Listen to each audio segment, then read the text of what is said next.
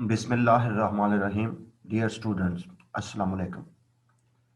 Today we will talk about uptake of water by roots. इससे पहले हमने uptake of minerals by roots पढ़ा था. आज हम uptake of water by roots की बात करेंगे. यहाँ सबसे पहले हमें उसने ये बताया है कि ओस्मोसिस क्या होती है. What is osmosis? The movement of water molecules from a region of its higher concentration to a region of their lower concentration through partially permeable membrane is called osmosis. The movement of water molecules from their higher concentration to a region of their low concentration through partially or selectively permeable membrane is called osmosis. If water moves by osmosis into a cell, then the process is called endosmosis. अगर osmosis के जरिए water cell के अंदर enter होता है तो इसको endosmosis कहेंगे. And if the water moves out of the cell it is called exosmosis.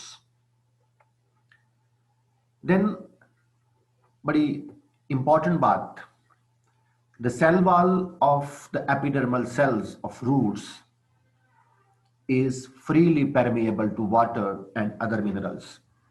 जरूरी नहीं है कि एपिडर्मल सेल्स की सेल वॉल फ्रीली परमिएबल हो. सेल वॉल जो प्लांट सेल की होती है वो फ्रीली परमिएबल होती है. उसमें वाटर और बहुत सारे दूसरे सब्सटेंसेस जो हैं वो आसानी से गुजर जाते हैं. वो मिनरल्स के लिए, वाटर के लिए फ्रीली परमिएबल है. जबकि cell membrane is differentially or partially permeable to some substances in the solution. Cell wall freely permeable होती है, जबकि सेल मेम्ब्रेन जो है वो सिलेक्टिवली परमिएबल है, डिफरेंशियली परमिएबल है, पार्शियली परमिएबल है. मतलब ये कि it allows some substance to pass through it while disallow the other. कुछ सब्सटेंसेस सेल मेम्ब्रेन में से गुजर जाएंगे और कुछ नहीं गुजरेंगे. इसलिए सेल मेम्ब्रेन जो है वो सिलेक्टिवली या डिफरेंशियली परमिएबल मेम्ब्रेन होती है. और फिर जैसे हमने अपटेक ऑफ वाटर में पढ़ा था, जो पैसेज ऑफ मिनरल है सॉइल से जाइलम सेल तक, वही पैसेज ऑफ वाटर है from the soil to the xylem. The water which enters the epidermal cells moves along the concentration gradient and passes through the cortex, endodermis, pericycle, and ultimately to the xylem cells. Last video में जब मैंने आपको Uptake of minerals पढ़ाया था तो root की anatomy का जिक्र किया था. आपको ये बात पता है कि रूट के सबसे बाहर सिंगल लेयर ऑफ सेल्स जिसको एपिडर्मिस कहते हैं, उसके नीचे सेवरल लेयर्स पैरेन्काइमा सेल्स की जो कॉर्टेक्स होती हैं, फिर कॉर्टेक्स के अंदर की तरफ एंडोडर्मस, फिर पेरिसाइकल और फिर जाइलम और फ्लोएम है. तो वाटर ओस्मोसिस के जरिए एपिडर्मल सेल्स में पहुंचता है. वहां से from higher concentration towards lower concentration, यानी along the concentration gradient, water cortex के मुख्तलिफ सेल्स से होता हुआ एंडोडर्मस में, फिर पेरिसाइकल में और अल्टीमेटली जाइलम सेल्स तक पहुंच जाता है. तो जो पैसेज ऑफ वाटर है वो from soil solution to epidermal cells and then into the cells of the cortex. After passing through the various cortical cells, water enters the endodermal cells, and from the endodermal cells, pericycle, and then finally into the xylem cells. And from the xylem, it moves upward. Following are the paths taken by the water to reach the xylem tissue. Epidermal cell से या soil से xylem तक पहुंचने के लिए जो pathways इस्तेमाल होते हैं वो 3 पाथवे जिनका जिक्र हम पहले भी कर चुके हैं, एपोप्लास्ट पाथवे, सिम्प्लास्ट पाथवे और वैक्यूलर पाथवे। ये एपोप्लास्ट पाथवे क्या है? Apoplast pathway is the pathway involving the system of adjacent cell walls. ये adjacent cell wall का सिस्टम है। इस पाथवे में सेल वॉल्स इन्वॉल्व होती हैं। जैसे मैंने बताया था लास्ट टाइम, यहां पर भी वही बात, वाटर ओस्मोसिस के जरिए root hair cell, epidermal cell की सेल वॉल को उसने क्रॉस किया। फिर वाटर जो है वो सेल मेम्ब्रेन को क्रॉस नहीं करता, सेल के अंदर एंटर नहीं होता। सेल वॉल और सेल मेम्ब्रेन के दरमियान जो स्पेस है उससे होता हुआ कॉर्टेक्स के सेल और फिर एंडोडर्मस तक पहुंच जाता है without being entering the cell.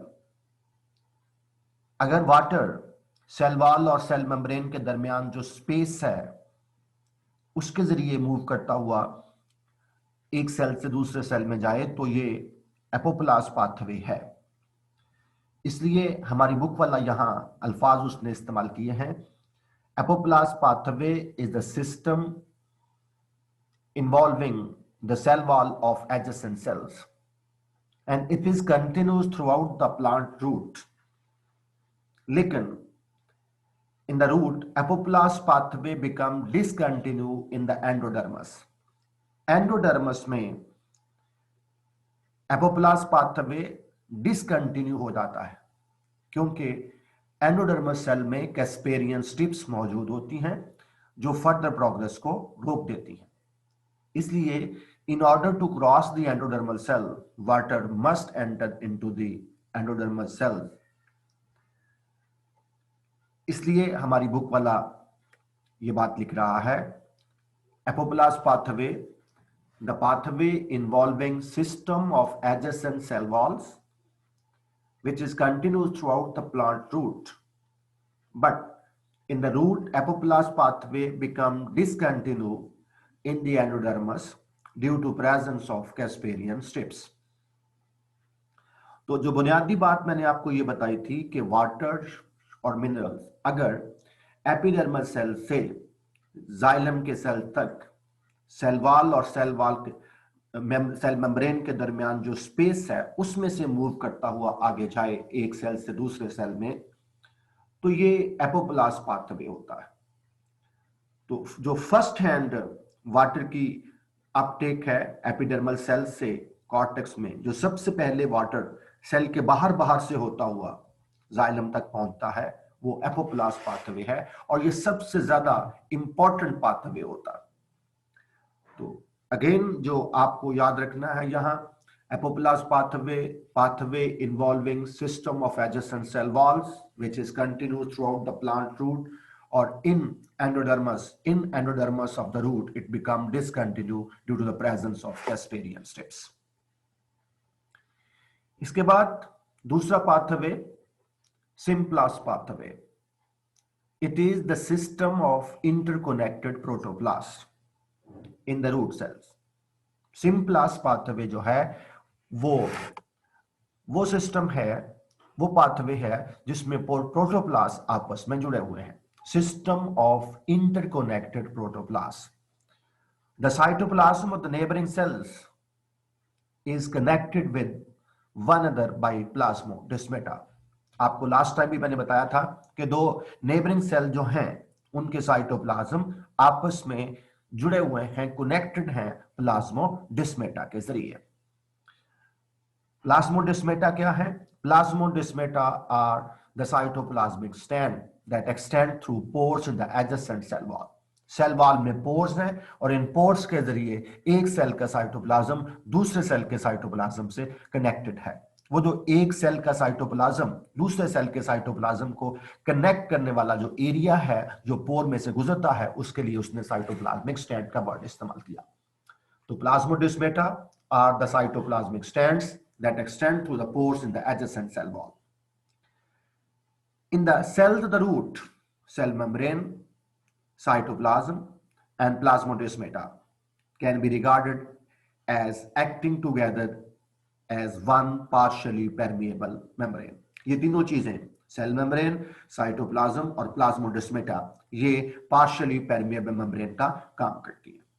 तो Simplas pathway is the pathway of interconnected protoplasts in the root, or cytoplasm or the neighboring cell are connected with each other by plasmodesmata. और plasmodesmata क्या है?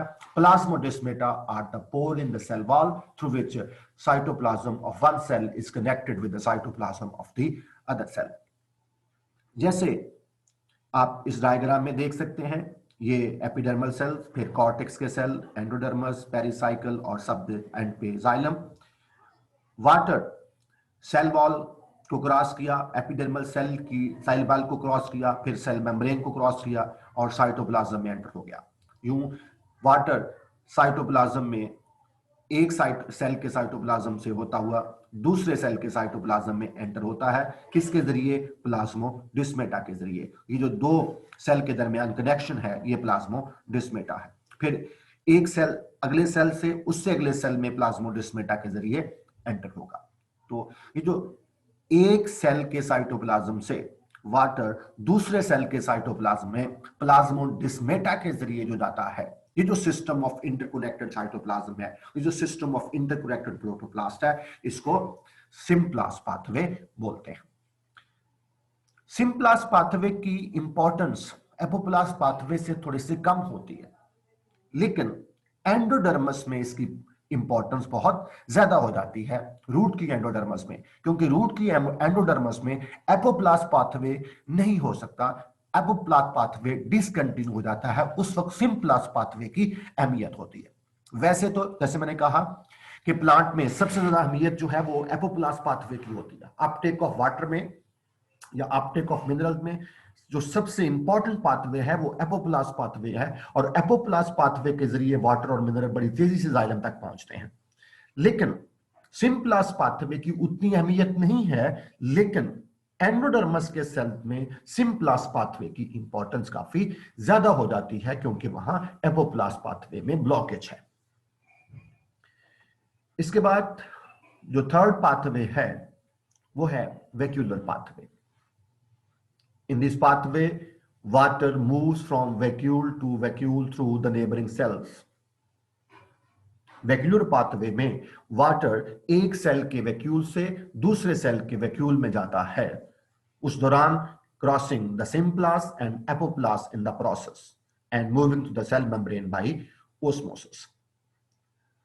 जैसे मैंने लास्ट टाइम भी आपको बताया था कि वाटर जो है वो एपिडर्मल सेल की सेल वॉल को, सेल मेम्ब्रेन को क्रॉस करेगा, साइटोप्लाज्म में जाएगा और फिर साइटोप्लाज्म से वाटर वैक्यूल के अंदर दाखिल हो जाएगा. वैक्यूल की मेम्ब्रेन दोनों प्लास को क्रॉस करके वैक्यूल के अंदर एंटर होगा. वैक्यूल का साइज बढ़ेगा और फिर एक वैक्यूल से निकलकर दूसरे सेल के वैक्यूल में जाएगा. जब एक सेल से दूसरे सेल के वैक्यूल में जाएगा तो उस दौरान वो वाटर जो है वो सिम्प्लास पाथवे भी इस्तेमाल कर सकता है, यानी प्लाज्मोडेस्मेटा से गुजरकर दूसरे साइटोप्लाज्म में या दूसरे साइटोप्लाज्म से वैक्यूल में जाएगा, या वो एपोप्लास पाथवे सेल वॉल के जरिए होता हुआ सेल के अंदर एंटर हो और फिर वैक्यूल के अंदर एंटर हो. इसलिए उसने, हमारी बुक वाले ने ये बात लिखी है, vacuolar pathway is the pathway through by which water moves from vacuole to vacuole through the neighbouring cell.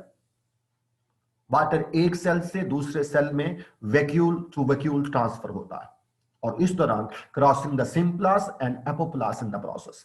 यानी इस दौरान जब वाटर एक सेल से के वैक्यूल से दूसरे सेल के वैक्यूल में जाता है तो वो सिम्प्लास पाथवे यानी प्लाज्मोडेस्मेटा का रास्ता भी इस्तेमाल कर सकता है, या एपोप्लास पाथवे सेल वॉल का रास्ता भी इस्तेमाल कर सकता है. Water moves passively down the concentration gradient. Water की मूवमेंट होती पैसिवली है, यानी from the higher concentration towards lower concentration.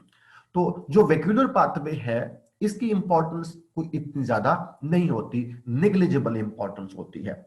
जैसे ओवरऑल ही ये डायग्राम हर तीनों पाथवेज को कंपेयर कर रही है। जो रेड लाइन है ये वाटर की मूवमेंट थ्रू सेल वॉल, एक सेल वॉल से दूसरे सेल वॉल में, दूसरे से तीसरे सेल वॉल में, लेकिन एंडोडर्मस पे पहुंचकर ये पाथवे ब्लॉक हो गया, फिर वाटर को एंडोडर्मस के सेल के अंदर दाखिल होना पड़ता है और फिर वहां से पेरिसाइकिल और जाइलम में पहुंचता है।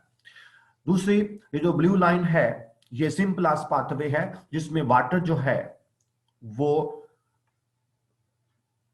साइटोप्लाज्म में एंटर हो जाता है, सेल मेम्ब्रेन को क्रॉस करने के बाद साइटोप्लाज्म में एंटर हो जाता है और फिर एक साइटोप्लाज्म से दूसरे साइटोप्लाज्म में प्लाज्मोडिस्मेटा के जरिए जाएगा। और तीसरा पाथवे ये हो सकता है कि वाटर जो है वो बाकायदा साइटोप्लाज्म से वैक्यूल में चला जाए और फिर एक वैक्यूल से दूसरे वैक्यूल से तीसरे वैक्यूल में जाए और अल्टीमेटली जाइलम तक पहुंचे। तो ये वैक्यूलर पाथवे है जिसमें वाटर जो है वो एक सेल से जब दूसरे सेल में जाता है तो वो सिंपलास पाथवे भी इस्तेमाल करता है और एपोप्लास पाथवे भी इस्तेमाल करता है। This is all about uptake of water by roots. Thank you very much.